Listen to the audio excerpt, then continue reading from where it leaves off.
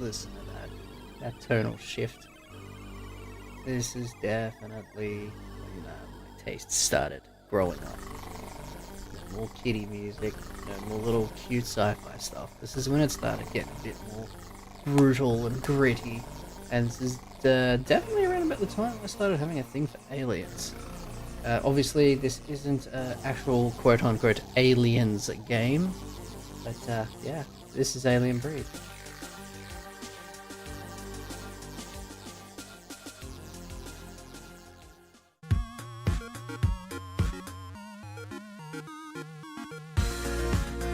Episode 4, 1991.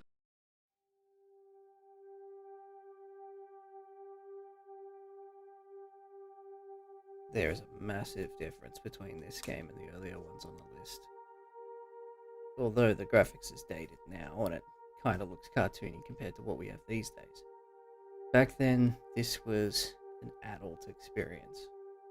It was darker, it was grittier, and the top-down made you really feel alone. You were outnumbered, and these things, they weren't going to, make your character fall down with a head spin. They were out for blood. These things wanted to kill you, they wanted to eat you, and you really got a feel of that. Now, obviously, there are much scarier looking games these days, but back then, this both exhilarated and scared the shit out of me. I was a kid, and I loved the Aliens movies, but I couldn't watch them on my own, and I couldn't play this on my own. I had to have someone around, and it had to be during the day, otherwise I couldn't play it. Or at least I couldn't get past the first level. The first level was, kind of simple, it was alright, but second level onwards, they start coming at you in unrelenting hordes from holes all over the place, and you never know when they're going to come up. Yeah, I didn't know about that little secret place there, but hey, that's cool, that's cool. But basically, the story is our post has all of a sudden randomly lost communications. You've been sent to find out why, and well, the reasons why is it's infested by aliens. Now, there was a remake of this game made not too long ago. Now, I think I played the remake a couple of times, and it's a pretty simple, aim and shoot, sort of isometric game. I think it was like a games on Xbox Live as well as a cheap Steam throwaway, but it just did not have the feel and the nostalgia that I wanted from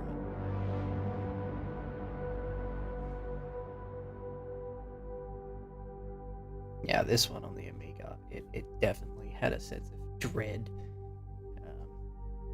To me, it had a sense of urgency and desperation. That might have been because I was, a young kid and I wasn't very good at playing video games.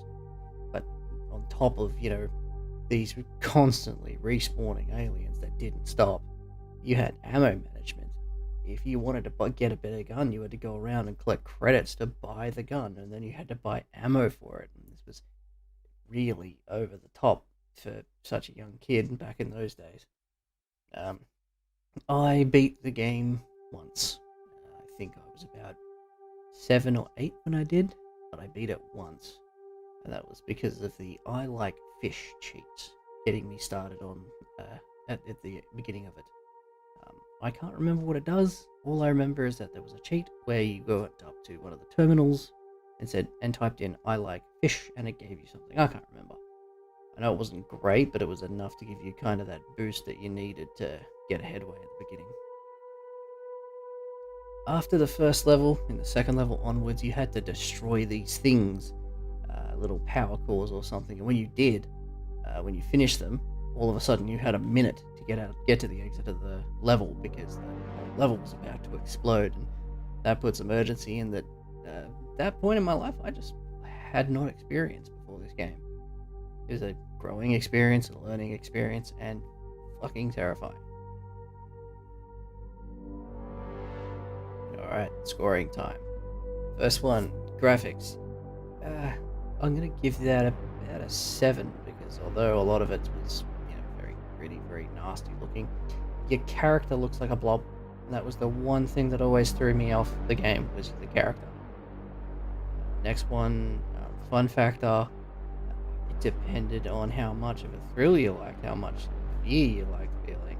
When I was in the mood where I really wanted to be scared by something, it was a big score, but sometimes I didn't feel like getting that scared. So I'm gonna give it a 6. And replayability, I'm gonna give it an 8. Because there was always new secrets to discover that you hadn't the last time around, and you got more confident the more times you played it through.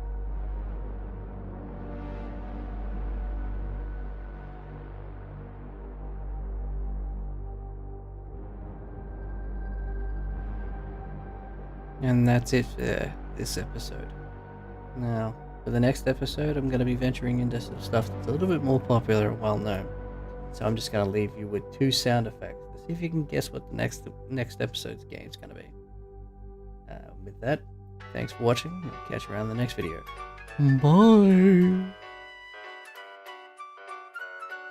Bye!